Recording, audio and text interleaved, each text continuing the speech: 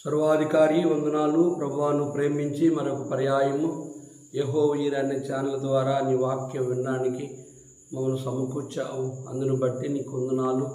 ఇదిగో ప్రభా, మరి ఎంతమంది అయితే నీ వాక్యం వింటున్నారో నాయన, యెహోవా అనే ఛానల్లో ఉన్న ప్రతి బిడ్డ కొరకు, దేవాని సేవకులు, పరిశుద్ధులు, అన్యుల కొరకు ప్రార్థిస్తున్నాను. ఆయన వారి అక్కర వారి అవసరాలను, వారి కఠినమైన సమస్యలపై విజయాన్ని అనుగ్రహించి నరకం నుంచి విడిపించి నీ రాజ్యం కొరకే వారిని సిద్ధపరచమని యేసు నామంలో వేడుకుంటున్నాము తండ్రి, ఆమేన్. యేసు ప్రభువే లోక రక్షకుడు, వేరెవ్వరు లేరు పాపులైన మనలా రక్షింప. వేరెవ్వరు లేరు పాపులైన మనలా రక్షింప. యేసు ప్రభువే లోక రక్షకుడు, వేరెవ్వరు లేరు పాపులైన మనలా రక్షింప. వేరెవ్వరు లేరు పాపులైన మనలా రక్షింప. లోక సృష్టికర్త పాపం బాపా నరునిగా భూమికే అరుదించే. లోక సృష్టికర్త పాపం బాపా నరునిగా భూమికే అరుదించే. పాపిని రక్షింప సిలువలో మరణించే. పాపిని రక్షింప సిలువలో మరణించే. ప్రేమతో నిన్ను విడిపింప వేరెవ్వరు లేరు జీవాధిపతి యేసుడే. వేరెవ్వరు లేరు జీవాధిపతి యేసుడే. నేనే మార్గం సత్యం జీవమాని, వేరొక్క మార్గం లేదని. నేనే మార్గం సత్యం జీవమాని, వేరొక్క మార్గం లేదని. సాతాను తాళాను తీసుకా దొక్కెను. సాతాను తాళాను తీసుకా దొక్కెను. మరణించి తిరిగి లేచెను. నేను పరమన చేత ప్రభు యేసు నీకే మార్గము. నేను పరమన చేత ప్రభు యేసు నీకే మార్గము. యేసు ప్రభువే లోక రక్షకుడు, వేరెవ్వరు లేరు పాపులైన మనలా రక్షింప. వేరెవ్వరు లేరు పాపులైన మనలా రక్షింప. అపోస్తుల కార్యం 8వ అధ్యాయము కొన్ని మాటలు చదువుకుందాం. ఆ కాలమందు యెరూషలేములోని సంఘమునకు గొప్ప హింస కలిగినందున అపోస్తులు తప్ప అందరూ యూదయ సమరయ దేశముల యందు చెదిరిపోయిరి. భక్తిగల మనుషులు స్తెఫను సమాధి చేసి అతని గూర్చి బహుగా ప్రలాపించిరి. సౌలైతే ఇంటంట జొచ్చి పురుషులను స్త్రీలను ఇడ్చుకొని పోయి చెరసాల్లో వేయించి సంఘమును పాడు చేయుచుండును. గ్రంథ వాగ్దానంబులన్నీ నావి, ప్రతి అధ్యాయము వరుస వచనము. తాన దివ్య ప్రేమ వాగ్దానంబులు, గ్రంథ వాగ్దానంబులన్నీ నావి. ప్రభునందు ప్రియమైన దేవుని బిడ్డలారా, పరిశుద్ధులారా, దేవుని సేవకులారా, గనుక విశ్వాసులారా, అన్యజనులైన మా ప్రియ దేశీయులకు ప్రభు యేసుక్రీస్తు నామములో వందనాలు, శుభములు తెలియజేస్తున్నాం. ఈ అపోస్తుల కార్యం 8వ అధ్యాయం మనం మొదటి వచనం గమనిస్తే, స్తెఫను చనిపోయిన తర్వాత ఆ కాలమందు యెరూషలేములోని సంఘమునకు గొప్ప హింస కలిగినందున అపోస్తులు తప్ప అందరూ యూదయ సమరయ దేశముల యందు చెదిరిపోయిరి. కనుక అపోస్తులు తప్ప అందరూ యోదయ సమరయ దేశముల యందు చెదిరిపోయి. ఎవరు వీళ్ళు? అపోస్తులు మాత్రమే యెరూషలేములో ఉన్నారు దేవుని పని కొరకు. ఎటువంటి సమయం అంటే సంఘమునకు హింస వచ్చింది, సంఘమునకు బాధ పెట్టారు. సంఘము సౌలు పాడు చేస్తూ, సంఘములో ఉన్న వారిని బాధ పెడుతూ, సంఘానిలో ఉన్న వారిని చంపుతూ, సంఘములో ఉన్న వారి గర్భఫలాలు కోస్తూ, సంఘములో ఉన్న వారిని చెరసాలు వేస్తూ, సంఘములో ఉన్న వారు మరణం వరకు హింసిస్తూ ఉన్నాడు సౌలు. కనుక అటువంటి సమయంలో యెరూషలేము సంఘముకు హింస కలిగినందున అందరూ అపోస్తులు తప్ప అందరూ యోదయ సమరయ ఆ దేశం అంతా చెదిరిపోయారు. కనుక అపోస్తులు ఎందుకు వారు స్థిరపరచబడ్డారు, ఎందుకు యెరూషలేములో వాళ్ళు ఉన్నారంటే యేసుప్రభువు వారి జీవితంతో 3.5 సంవత్సరాలు వాళ్ళు ఉన్నారు గనుక ప్రభువుని వారు ఎరిగారు. తమ దేవుని ఎరిగేవారు బలము కలిగి గొప్ప కార్యములు చేయుదురు. కనుక వారు ప్రాణములు సైతం పెట్టడానికి, వారి జీవితాన్ని నాశనం అయిపోయిన, వారి జీవితంలో ఎన్ని కష్టాలు, శ్రమలు, బాధలు, నిందలు, అవమానాలు కలిగిన బ్రతుకుని క్రీస్తే చావేత లాభమని అపోస్తులు యెరూషలేములో నిలిచిపోయారు. కనుక మనం గమనిస్తున్నట్టు అపోస్తులు తప్ప అందరూ యోదయ సమరయ దేశములందు చెదిరిపోయిన వారు ఏం చేశారంటే కనుక వారు సువార్త ప్రకటిస్తూ వచ్చారు. ఒక యెరూషలేములో ఉన్న సువార్త యోదయ సమరయ గల్లియ దెకపోలి కనుక ఆ దేశమంతా కూడా చెదిరిపోయిన వారు సువార్త ప్రకటిస్తూ వచ్చారు. కనుక సంఘమునకు హింస కలిగినందున అనేకులు చెదిరిపోయి ఆ దేశమంతా సువార్త ప్రకటించారు. హింసలు సంఘానికి రావాలి. ఎవడైనా క్రైస్తవుడైతే శ్రమ అనుభవించాలి. కనుక సంఘములో శ్రమలు వచ్చినప్పుడు ప్రార్థన చేయాలి. సంఘములో రోగికి బాగులేనప్పుడు సంఘమంతా కలిసి ప్రార్థించాలి. కనుక హింస అనేది, శ్రమ అనేది, బాధ అనేది కనుక నువ్వు నిలుస్తావా, విడిచిపెట్టేస్తావా? నువ్వు నిలబడతావా, ప్రభువుని విడిచిపెట్టేస్తావా? ఈ పరీక్ష. ఆ పరీక్షలో మనం నిలిచిన వారమై ఉండాలి. చూడండి, భక్తిగల మనుషులు స్టెఫను సమాధి చేసి అతని గురించి బహుగా ప్రలాపించింది. కానీ భక్తిగల మనుషులు స్టెఫనుని సమాధి చేశారు. దీని అర్థమేంటి? పరిశుద్ధులు స్నానం చేయాలి, పరిశుద్ధులు గుమ్ము తీయాలి, పరిశుద్ధులు మొయ్యాలి, పరిశుద్ధులే పాటలు పాడాలి, పరిశుద్ధులు కనుక అక్కడ పరిచర్య చేయాలి.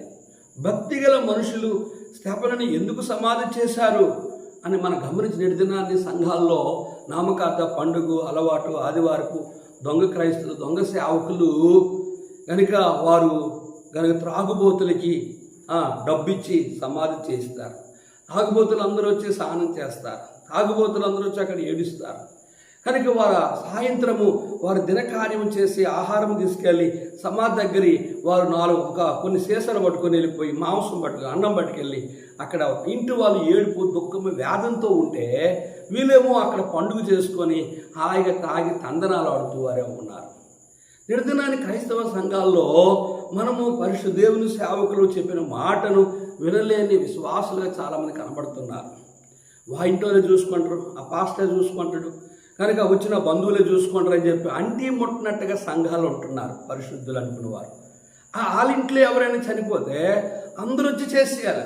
ఇంకొకరి ఇంట్లో కనుక సంఘము, ఇంకొక కులములో, సంఘములో ఇంకొక బీదవారు, ధనవంతుల ఇంటికి అనేక మంది వెళ్తూ ఉంటారు, ధనవంతులకి అనేక సహాయం చేస్తూ ఉంటారు. కానీ అదే బీదవాడు సంఘంలో చనిపోతే చాలామంది రారు.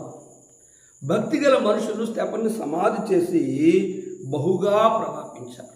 కనుక ఎందుకు ఏడ్చారు వాళ్ళంటే మొట్టమొదటిసారిగా అపోస్తుల దినాల్లో మొదట అర్థసాక్షి ప్రభు కొరకు తన ప్రాణాన్ని త్యాగం చేసుకోండి. ముస్కర్లారా, హృదయములను, చెవులను దేవుని వాక్యం లోపరచనలను వారులారా, మీరును మీ పితరుల వలె మీరు ఎల్లప్పుడూ పరిశుద్ధాత్మను ఎదిరిస్తారా?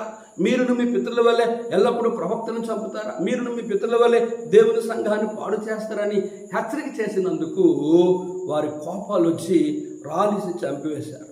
పరిశుద్ధులు, అక్కడున్న దేవుని సేవకులు స్టెఫనుని సమాధి చేసి వారు ప్రలాపించి ఏడ్చారు. కనుక ఏడుపు ఎందుకు ఏడుస్తున్న బయట చెప్తుంది ఇర్మియా గ్రంథంలో, చనిపోయిన గురించి ఏడవద్దు, మీ వస్త్రములు చించుకోకూడదు. కనుక దావీదు అంటాడు, నేను వాడి దగ్గరికి వెళ్తా తప్ప వాడు నా దగ్గర రాడు, నేను ఇప్పుడు ఎందుకు ఉపవాసం ఉండాలి, నేను ఇప్పుడు ఎందుకు ఏడాలి? కనుక ఆ రీతిగా చనిపోయిన వారి గురించి ఏడవచ్చు, వాళ్ళ జ్ఞాపకం చేసుకొని. కానీ అంతగా నీ ప్రాణం పోయినంతగా, సమస్యలు పోయినంతగా ఏడవకూడదు. సౌలైతే ఎంటెంటే వచ్చి పురుషులను స్త్రీలను ఈడ్చుకొని పోయి చెరసాలు వేయించి సంఘమును పాడు చేయించుండెను. సౌలు ఇంటంట చొచ్చి గనుక స్త్రీలను పురుషులను ఈడ్చుకొని పోయి చెరసాలు వేయించి సంఘమును పాడు చేస్తున్నాడు. ఇక్కడ సౌలు గమయేలు పాదం ఎదుట ధర్మశాస్త్రాన్ని బహు స్పష్టంగా ఎరిగిన వ్యక్తి. సౌలు దేవుడు ఎవరంటే యెహోవా. యేసుప్రభువు వారు దేవుడు కాదు, ఆయన ఒక ప్రవక్త, ఆయన గొప్పవాడు. కానీ ఆయన చనిపోలేదు, ఆయన తిరిగి లేవలేదు. యెహోవాయే దేవుడు, యేసు దేవుడు కాడని వ్యతిరేక కలిగిన వ్యక్తి, యేసు దేవుడని వారిని చంపివేసిన వ్యక్తి సౌలు. ఇంటెంట వచ్చి స్త్రీలను పురుషులను ఈడ్చికెళ్ళి మరణం వరకు చెరసాలు వేసి వారి గర్భఫలాల కోసం వారు హింసిస్తూ ఉన్నాడు. కనుక సౌలు తెలియక చేశాడు. అందుకని తిమోతితో నేను తెలియక చేశాను, కనికరం పడ్డాను. మునుపు దూషకుని హింసకును హానికరమైన నన్ను తన పరిచర్యకు నమ్మకమైన వానికి ఇచ్చినందుకు ఆయన కృతజ్ఞతలు చెల్లిస్తున్నాను తిమోతి పత్రికలో అంటాడు. కనుక తల్లి గర్భమందే ఆయన్ని సౌలుని దేవుడు ఏర్పాటు చేసుకున్నాడు పౌలుగా మారడానికి. తర్వాత ప్రభువు దర్శించాడు, తన మారుమనసు పొందాడు, రక్షించబడ్డాడు, బాప్తిసం తీసుకున్నాడు, ప్రభువుని కల్లారు చూశాడు, ప్రభు స్వరం విన్నాడు. అతడు ప్రభు కొరకు గొప్ప సేవ చేశాడు. తన ప్రాణాన్ని కూడా ప్రభు కొరకు అతసాక్షిగా చేయబడుతూ వచ్చాడు. కనుక ప్రియ సహోదరి సహోదరుడా, మన జీవితంలో కనుక సంఘమును తెలియని వారు పాడు చేయొచ్చు. కానీ నేడు దినాన్ని పాస్టర్లే, విశ్వాసులే, రెవరెండ్లే, బిషప్లే, ఫాదర్లే, పోపు లాంటి వారే, సంఘములో క్రైస్తవులే దేవుని సంఘాన్ని వారి పెళ్ళిళ్ళ కొరకు, వారి సావుల కొరకు, వారి పెద్ద పిల్ల కార్యం కొరకు, వారి స్వార్థాన్ని కొరకు, వారి కులాన్ని వేరు చేసి, వారి మతాన్ని వేరు చేసి, వారి బలగాన్ని వేరు చేసి, పౌలు అన్నట్లుగా నేను పౌలు వాడిని, కేఫా వాడిని, అపోలు వాడిని, నేను క్రీస్తు వాడిని కొరింథీ సంఘములో యేసుప్రభు సంఘాన్ని 4 ముక్కలు చేసినట్లుగా ఆ రోజుల్లో కాదు, ఈ రోజుల్లో కూడా చాలామంది దేవుని సంఘాన్ని పాడు చేసే దౌర్భాగ్య స్థితికి వచ్చారు దేవుని సేవకులు అనబడేవారు. నిర్ధనాన్ని హెబ్రోను పరిస్థితులు చూసినప్పుడు ఎంత ఘోరం. దాని దైవజనుడు మోకాల మీద కట్టి ప్రపంచంలో గొప్ప సేవ చేస్తే హెబ్రోను సేవకులని చెప్పుకొని, పరిశుద్ధులని చెప్పుకొని, దేవుని పిల్లలని చెప్పుకొని, వారి స్వార్థము కొరకు అమ్ముకున్న వాళ్ళు కొంతమంది, కొనుక్కున్న వాళ్ళు కొంతమంది, ఆయన సిలివేసిన వాళ్ళు కొంతమంది, సంఘాన్ని పాడు చేసిన వారు కొంతమందిగా ఉంటున్నారు. నువ్వు అటువంటి వ్యక్తిలో నువ్వు ఉండకూడదు. నువ్వు దేవుని సంఘాన్ని పాడు చేసే వ్యక్తిగా కారకుడిగా నువ్వు ఉండకూడదు. కాబట్టి చెదిరిపోయిన వారు సువార్త వాక్యము ప్రకటించు సంచారము చేసేది. చెదిరిపోయిన వారు సువార్తను ప్రకటించి సంచారము చేశారు. వారు ఎక్కడ ఆగలేదు. వారు సువార్త ప్రకటిస్తూ వారు ప్రభు పనిలో వారు ముందుకు సాగుతూ వచ్చారు. కనుక మనము రక్షించబడిన తర్వాత సువార్త ప్రకటించకపోతే కొరింథీ పత్రిక 9వ అధ్యాయం అంటే నువ్వు సువార్త ప్రకటన నీకు శ్రమ. కనుక ఎవరు సువార్త ప్రకటిస్తారంటే నా శరీరం తిని నా రక్తం త్రాగిన వాడే ఆయన మరణ పునరుద్ధానాన్ని ప్రకటిస్తారు. నిడదినాని విశ్వాసులు, సేవకులు, నిడదినాని పరిశుద్ధులు అనబడి వారు కొరకు బతుకుతున్నారు తప్ప బలను సమీపిస్తున్నారు. కానీ సువార్త చెప్పలేని వారు, సాక్ష్యం చెప్పలేని వారు, కోకోలలుగా ఉన్నారు. ప్రార్థించలేని వారు, వాక్యం చదవలేని వారు ఇతరులకి యేసు ప్రభువు గురించి చెబితే ఎక్కడ వీళ్ళు క్రైస్తవులు అనుకుంటారో, కానీ ఎక్కడ బైబిల్ పట్టుకొని బహిరంగంగా వెళ్తే ఎక్కడ వీళ్ళు క్రైస్తవులు అనుకుంటారని చెప్పి డిగ్నిటీగా వాళ్ళు వెళ్తూ ఉంటారు. కానీ ఇక్కడ చూస్తే అపోస్తులు చెదిరిపోయి దేవుని వాక్యం ప్రకటిస్తూ వచ్చారు. అప్పుడు ఫిలిప్పు సమరయ పట్టణం వరకు వెళ్ళి క్రీస్తును వారికి ప్రకటించుండును. కనుక ఫిలిప్పు యెరూషలేము నుంచి సమరయ పట్టణం వరకు వెళ్ళి సువార్తను ప్రకటిస్తూ క్రీస్తును వారికి ప్రకటిస్తూ వచ్చాడు. ఆ జనసమూహము విని ఫిలిప్పు చేసిన సూచక్రియలను చూచినందున అతడు చెప్పిన మాటలు యందు ఏక మనస్సు లక్ష్యముంచగా అనేకులను పట్టిన అపవిత్రాత్మ పెద్ద కేక వేసి వారిని వదిలిపోయాను. పక్షవాయువు గల వారును, కుంటివారును అనేకుల స్వస్థత పొందిరి. అందుకు ఆ పట్టణంలో మిగిలిన సంతోషము కలిగిన. గమనించారా? కనుక ఫిలిప్పు సమరయకి వెళ్ళి క్రీస్తును సువార్తలో వారికి ప్రకటింప చేసినప్పుడు ఫిలిప్పు ద్వారా ఆ జనసమూహము దేవుని వాక్యం ద్వారా అక్కడ అనేకులు ఏక మనసుతో ప్రభువుని లక్ష్యమించారు. అనేకులు పట్టిన దయ్యాలిపోయాయి. అనేకులను పక్షవాయు రోగులుగా, కుంటివారుగా, అనేక రోగగ్రస్తులుగా ఉన్నవారు స్వస్థ పొందారు. అందుకు ఆ పట్టణములో మిగిలిన సంతోషము కలిగింది. ప్రియా సహోదరి సహోదరుడా, కనుక దేవుని మాట సమరయ వారు విన్నారు, దేవుని సువార్తను సమరయ వారు ఉన్నారు, దేవుని వాక్యాన్ని వారు లక్ష్యమించారు, దేవుని వాక్యమును, ఆయన సూచక్రియలను కల్లారా చూచి ఆయన చేసిన అద్భుతమును ఏక మనసుతో ఆయన అంగీకరించారు. అక్కడ అనేక మంది దెయ్యాలిపోయాయి, అనేక మంది రోగులు స్వస్థపరిచారు, కుంటివారు, గుడ్డివారు, మూగవారు, పలు రకాల వ్యాధిగ్రస్తులు స్వస్థపరచబడ్డారు. అందుకు ఆ పట్టణంలో మిగిలి సంతోషము కలిగింది. ఎవరిని బట్టి అంటే ప్రభువైన యేసుక్రీస్తు వారి నమ్ముడు ద్వారా రోగాలు పోయాయి, దయ్యాలు పోయాయి. కనుక మనశ్శాంతి కలిగి ఉన్నారు. కనుక వారి జీవితంలో ఆనందం లేనివారు వారి జీవితంలో సంతోషం లేనివారు సంతోషముగా వారు జీవిస్తూ వచ్చారు. కనుక ఆ పట్టణంలో మిగిలి పట్టణము అంటే విలేజ్ కాదు, పెద్ద పట్టణం, పిలుపు పట్టణం. కనుక పిలుపు సమరయ పట్టణము చాలా విశాలమైన ఆ పట్టణంలో వారు స్వార్థ ప్రకటిస్తూ వచ్చారు. కనుక దేవుని స్వార్థను ప్రకటించడానికి అది విలేజ్ కావచ్చు, పట్టణం కావచ్చు, కొండ, ఎడారి, లోయ, అరణ్య, సముద్ర, పట్టణ, పల్లి, కనుక మంచు కొండ, ఎడారి ప్రాంతాలు, లోయ ప్రాంతాల్లో, కనుక ఆసియా ఖండంలో ఉన్న నరరక్ష భక్షకులు మనుషులే తినేవారు ఉన్నారు.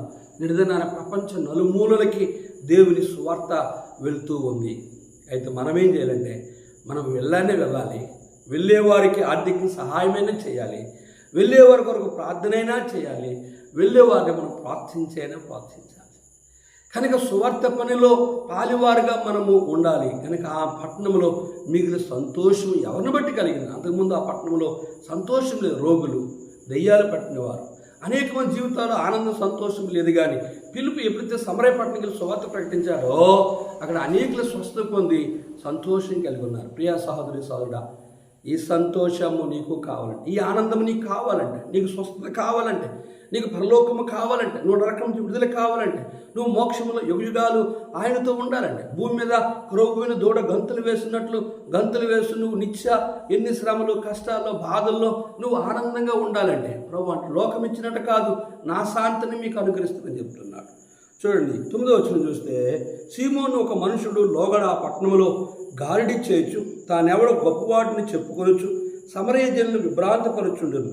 కొద్దివాడు మొదలుకొని గొప్పవాని మట్టుకు అందరూ దేవుని మహాశక్తి అనబడవాడు ఇతడే అని చెప్పుకొనొచ్చు అతను లక్ష్య పెట్టిరి.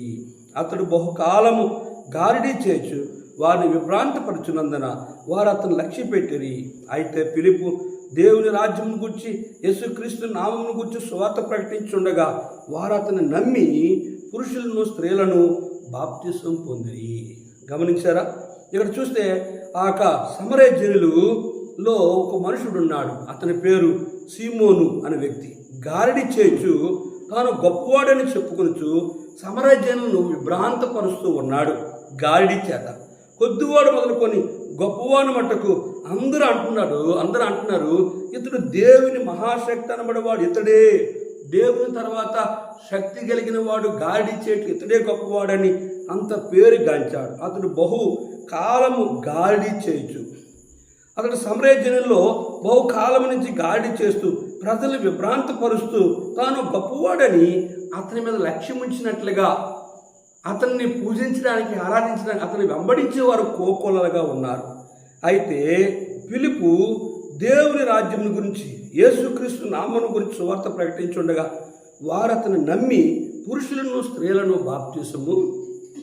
కనుక ఫిలిప్పు సమరయంలోనికి వెళ్ళి యేసే దేవుడని, యేసే రక్షకుడని, ఆయన ద్వారానే పాపక్షమాపణ, ఆయన ద్వారా మోక్షమని, ఆయన ద్వారానే మారు మనసు పొంది రక్షించుకుని బాప్తిసం పొందితే నీకు పరలోకం ఉంటుంది, లేదా నరకం ఉంటుందని ఫిలిప్పు ఆ పట్టణవాసులకు సువార్త ప్రకటించినప్పుడు అనేకులు నమ్మి పురుషులను, స్త్రీలను బాప్తిసం పొందుతూ వచ్చారు. కనుక ప్రియా సహోదరుడా, మనం ఎవరిని బలవంతం చేసి బాప్తిసం ఇవ్వకూడదు. మనం ఎవరిని నమ్మించలేము. కానీ కనుక దేవుని దగ్గర రండి, అప్పుడు ఆయన మీ దగ్గరకు వస్తాడు. మీరు నా వైపు తిరగండి, నేను మీ వైపు తిరుగుతాను. మీరు నా మాట వినండి, నేను మీ మాట అంటాను. మీకు ఏది ఇష్టమో అడగండి. అనేకులు నమ్మి బాప్తిసం పొందారు. కనుక ఇక్కడ గమనించవలసింది చూస్తే, కనుక అప్పుడు సీమోను కూడా నమ్మి బాప్తిసం పొంది ఫిలిప్పును ఎడబాయకుండి సూచిక్రియలను, గొప్ప అద్భుతమును జరుగుడు చూచి విభ్రాంతి నొందు. సీమోను కూడా సువార్త విన్నాడు, నమ్మాడు, బాప్తిసం పొందాడు, ఫిలిప్పుతో కలిసి ఉన్నాడు, ఎడబాయిలు, ఫిలిప్పు దూరంగా ఉండలేదు.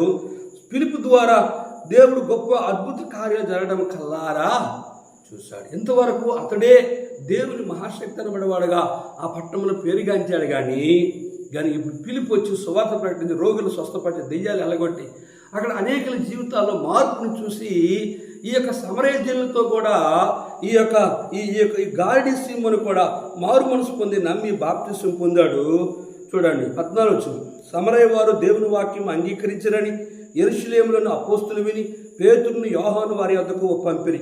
వీరు వచ్చి వారు పరిశుద్ధాత్మ పొందవలని వారి కొరకు ప్రార్థన చేసింది. అంతకుముందు వారిలో ఎవరి మీదను ఆయన దిగి ఉండలేదు. వారు ప్రభువైన యేసు నామమున బాప్తిసము మాత్రమే పొంది ఉండిరి. కానీ ఇక్కడ సమరయులతో పాటుగా ఈ గారడీ సీమను కూడా నమ్మి బాప్తిసం పొంది ఆయన పిలుపుని ఎడబాయకుండా పిలుపుతో కలిసి ఉండి పిలుపుతో జరిగిన అద్భుత కార్యాల కల్లారా చూడగలిగాడు. అలాగే దీని అర్థం ఏంటంటే పౌలు అంటే నీ క్రీస్తుని పోలి నడుచుకునే ప్రకారంగా మీరు నన్ను పోలి నడుచుకోండి. ఆ రోజులు కాదు, ఈ రోజులు కూడా ఆయన సూచిక్రియలు అద్భుత కార్యాలు ఆయన జరిగించే దేవుడు. నువ్వు ఆవగించేంత విశ్వాసం ఉంటే ఓ కొండ నువ్వు వెళ్ళి ఆ సముద్రంలో పడిపోద్దని ప్రభు చెప్పాడు. అయితే అటువంటి విశ్వాసం కలిగిన వారంగా మనం జీవించాలి. సమరయ వారు దేవుని వాక్యం అంగీకరించారని యెరూషలేములో అపోస్తులు విని పేతురును యోహాను వారి వద్దకు పంపారు. వారు వచ్చి వారు పరిశుద్ధాత్మ పొందవలని వారి కొరకు ప్రార్థన చేశారు. వారు బాప్తిసం పొందారని వారు పరిశుద్ధాత్మ పొందాలని వారి కొరకు వారి మీద చేతులుంచి ప్రార్థించగా వారు ప్రభువైన యేసు నామమున బాప్తిసము మాత్రము పొందిరి.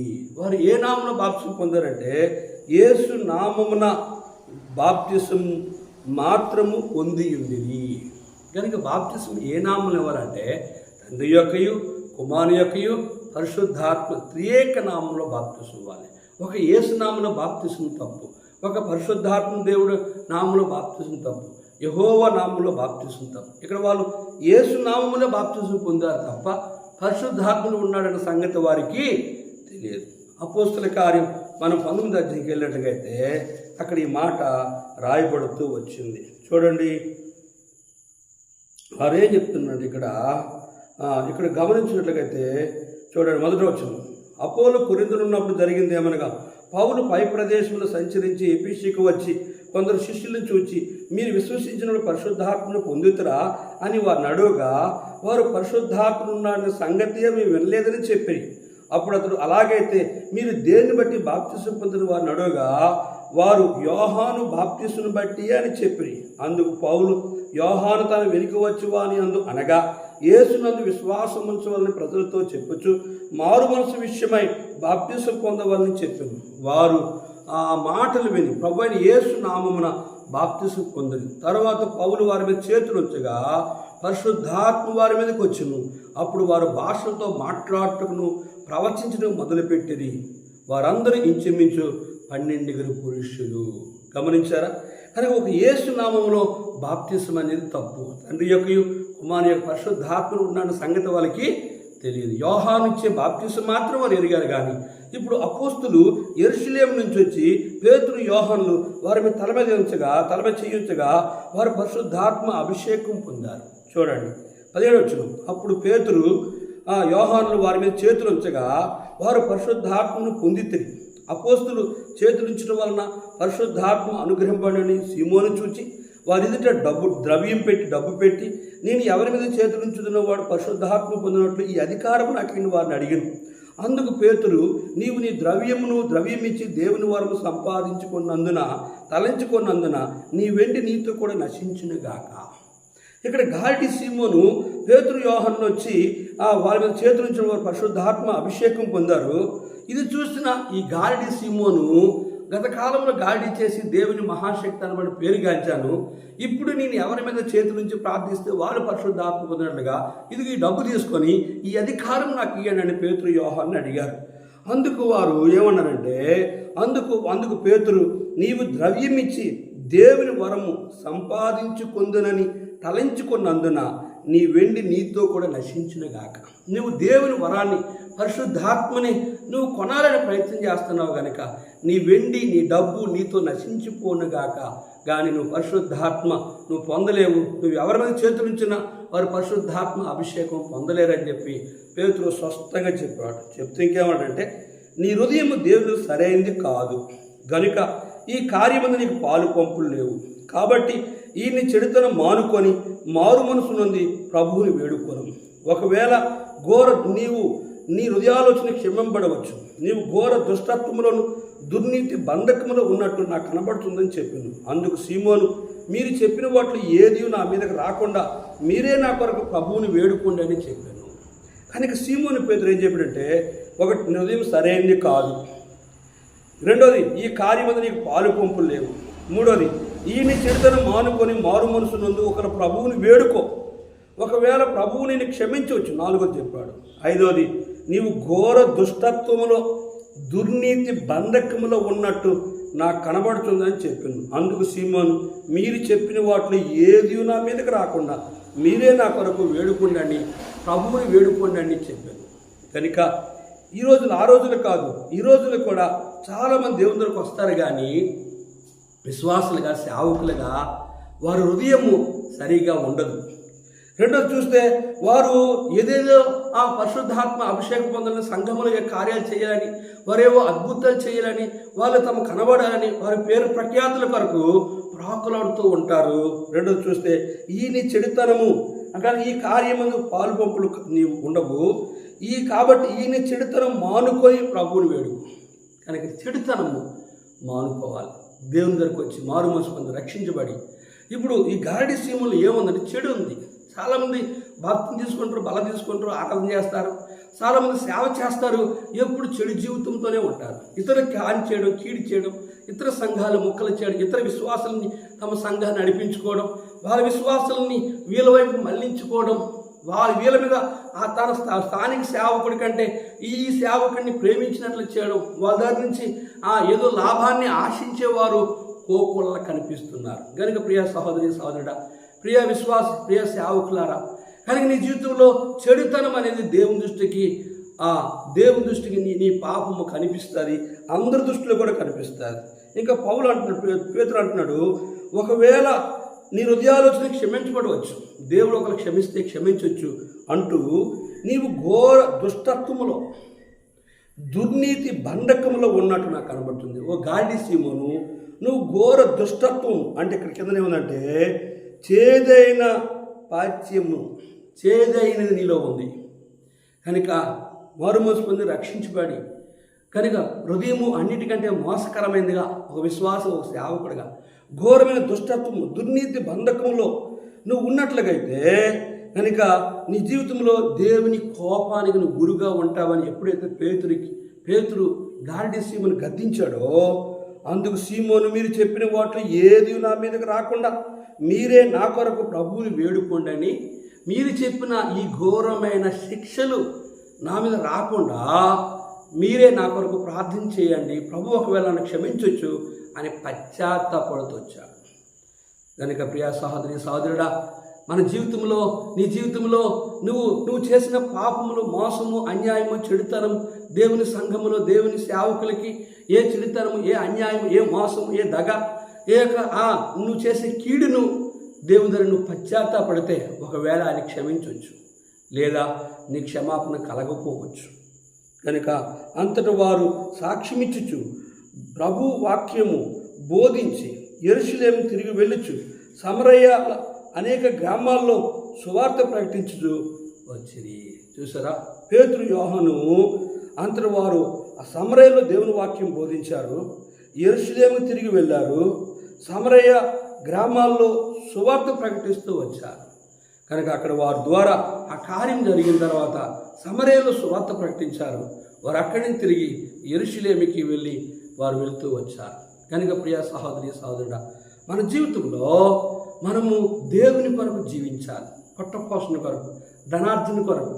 కనుక ఈ లోకంలో డబ్బు కొరకే గెహాజీలాగా, డబ్బు కొరకే యోధాలాగా, డబ్బు కొరకే అడ్డుదారుల్లో వెళ్ళి వేరే సేవకుడు ఉంటుండగా సేవకుడు లేనప్పుడు ఆ విశ్వాసం దర్శించడం, లేదా ఆ సంఘంలో సేవకుడు మీటింగ్ పెట్టడం, ఆ సంఘంలో ఏ కార్యమైనా నీ స్థానిక సేవకుడు పిలవకుండా నువ్వు లోపలికి వెళ్ళి దూరిపోవడం, ఇది అడ్డుదారుల్లో చేసే దుర్మార్గం పనులు. గారడి సీమోను పశ్చాత్తాపడ్డాడు. నీ జీవితంలో నువ్వు పశ్చాత్తాపడినట్లుగైతే కనుక దేవుడు నిన్ను ఇంతవరకు సేవకుడు ఒక విశ్వాసగా నువ్వు ఘోర దుష్టత్వము దుర్నీతి బంధకములో కనుక నీ హృదయం సరైనది కాకపోతే, నువ్వు దేవుని కార్యంలో పాలు పంపులు లేకపోతే, నువ్వు చెడుతనము కలిగి నువ్వు ఉన్నట్లుగా అయితే, నీవు హృదయాలోచన క్షమించబడాలంటే నువ్వు చేసిన ప్రతి అవిధేయతని ప్రభు దగ్గర ఒప్పుకొని విడిచిపెడితే, అతిక్రమ దాచిపెట్టేవాడు వర్ధిల్లడు, వాటిని ఒప్పుకొని విడిచిపెట్టేవాడు కనికరింపబడతాడు. కనుక కయ్యను శాపగ్రస్తుడయ్యాడు. కయ్యను అర్పణ దేవుడు అంగీకరించలేదు, కయ్యను దేవుడు అంగీకరించలేదు. ఏబేలు అంగీకరించాడు, ఏబేలు అర్పణ అంగీకరించాడు. నిన్ను దేవుడు అంగీకరించేవాడుగా నువ్వు సేవ చేస్తున్నావా? దేవుడు అంగీకరించినట్టుగా విశ్వాసగా బతుకుతున్నావా?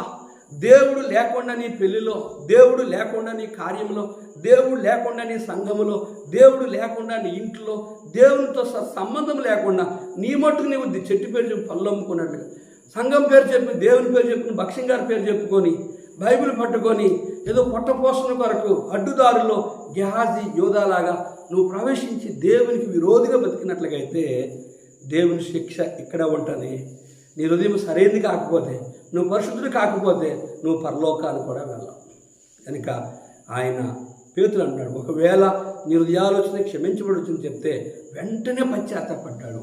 ఇప్పటికైనా నీవు నీ పాపములు ఒప్పుకొని, నీ అవిధేయతలు ఒప్పుకొని, నీ దోషాలు ఒప్పుకొని, ఒక సేవకుడికి అన్యాయం చేసిన, ఒక విశ్వాసకు అన్యాయం చేసిన, ఒక సంఘాన్ని ముక్క చెక్కలు చేసిన, ఒక సంఘాల్లో కలహం పెట్టిన, ఒక సంఘ గృహంలో కలహాలు కలిగించి దుర్మార్గుడిగా బతికిన క్షమాపణ కోరు, పశ్చాత్తాపడు.